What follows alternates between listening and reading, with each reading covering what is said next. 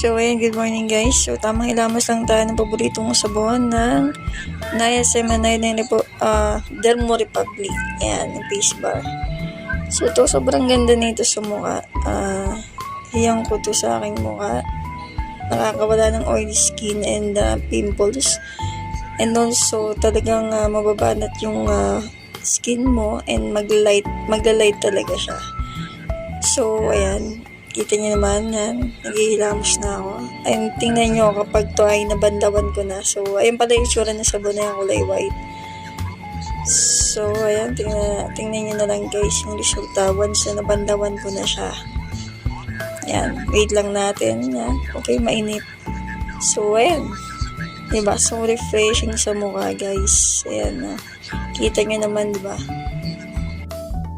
So, before, ito yung face ko. Ayan, medyo dugyutin pa yung face natin dyan, guys. So, dahil gumamit nga ako nitong ating Dermo Republic ng Niacinamide na face bar, ayan.